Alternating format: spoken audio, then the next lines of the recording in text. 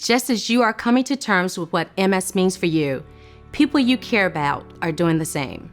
People in your life will have questions about multiple sclerosis. They wonder what they can do to help you. Family and friends want to know how your MS will affect their own lives. Talking about what you need and giving them the information they need will help to keep your relationships healthy. My husband's not a worrier. He likes to just take it as it comes. When I was first diagnosed, he learned how to give me my shots. And it's just something I believe that brought us closer because he wanted to learn how to do it. I will tell her, hey, let's wait and see what the doctor says. You're worrying about stuff that hasn't happened yet, and I have to know when to back off. She'll get upset with me and she says, you gotta let me vent, you gotta let me, go through this process and stuff. It put a lot of strain on our relationship when I was trying to be that person that I could no longer be. When I was trying to work the long hours that I thought I needed to work to keep my job.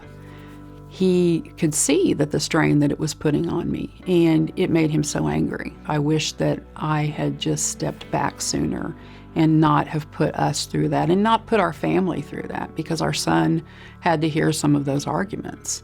At the beginning, everybody's attention is sort of focused on the person with the diagnosis, but it's very important for families to recognize that this is a game changer in many ways for all of them, and they need to be able to acknowledge that to each other, to talk about it, and to begin right from the outset to learn what they need to learn to cope with it together, because teamwork makes this kind of family impact easier to manage. It is always important to consider involving your loved ones, your family members, in the education and decision process in multiple sclerosis. They will be more in tune with what an individual with MS might be going through. My wife Meg's reaction was supportive.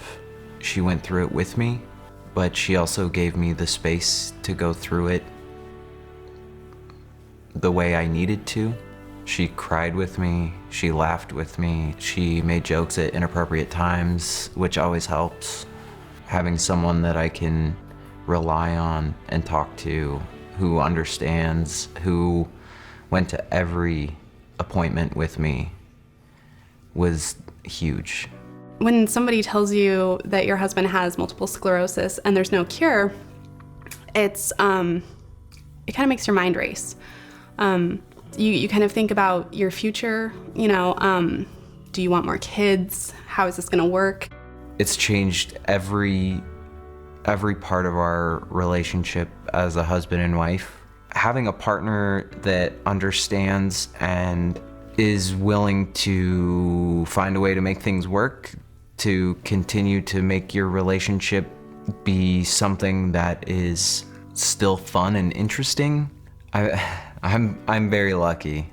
We've learned to be really open and honest with each other about everything, about how I'm feeling, about how Kellen's feeling. We have to both step back and be like, wait a minute, let's not get angry. Let's talk about what's going on and why we're misunderstanding each other here. Our marriage is founded on us saying inappropriate things at very inappropriate times, but it helps keep our mood light, helps us laugh. So often the communication is challenged because people don't want to hurt each other's feelings. They don't want to say something that might be scary or unpleasant.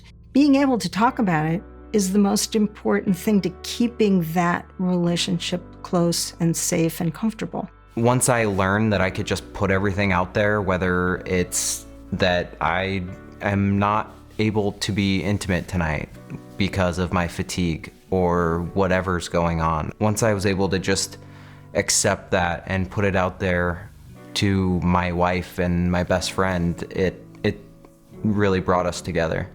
I really encourage people not to hide a symptom that they're afraid to talk about with their family members. Then you're leaving family members to guess at how you really are.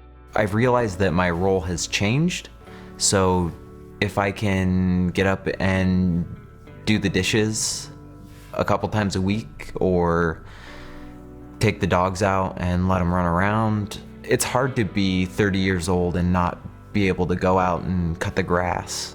I think what happens with couples who succeed well at this is that they find strategies to keep their partnership, however they defined it, balanced.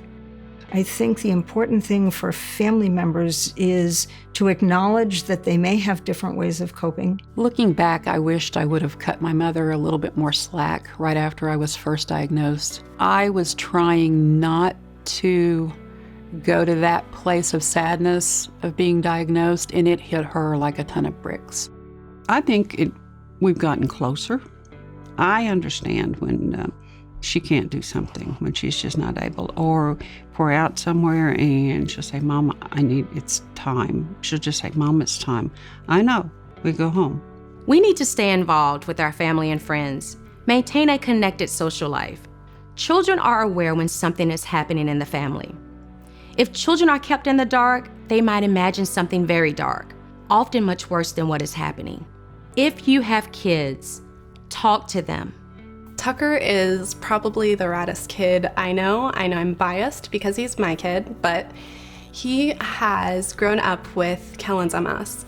And everything from injections, doctor's appointments, naps, all the naps that his dad takes, he's been there from day one of diagnosis. But we do worry about him taking on too much responsibility with helping Kellen, or feeling like he has to help more than, a child should. For me, in telling my youngest son about my MS, it was very scary. How my son has coped is by staying himself, which has really been the strong silent type. He tends to show his concern more, not through questions or in the moment, but more in actions. But he proved to be very resilient. It caused him, like I think it does most kids in this scenario, to grow up a little faster. Her and Cody's relationship has changed a whole lot. She spends a lot more time with our son, although he's a teenager now, so yeah, you know how teenagers are. I was going through a really tough time. I had just come from a doctor's appointment and we were talking about a wheelchair, and it was something that I was really struggling with. And she looks at me and says, what's the worst that can happen? You're in a wheelchair and we start in a rad indie band and call it Wheels in Red, because I'd be in a wheelchair and she's a redhead. And it's stuck with me. It's been something that is like our little joke. It's who we are now. We are Wheels in Red now. We try to go to even just local beaches, little tiny inlets, and just walk it and find shells and rocks. We like to go to farmers markets, little local fairs and things like that, and just explore what's around us, meet new people, and just try to see the world as much as we can, even in our own little way. I think just talk to your spouse, talk to your other half, find out what they need, let them know what you need, and go on from there.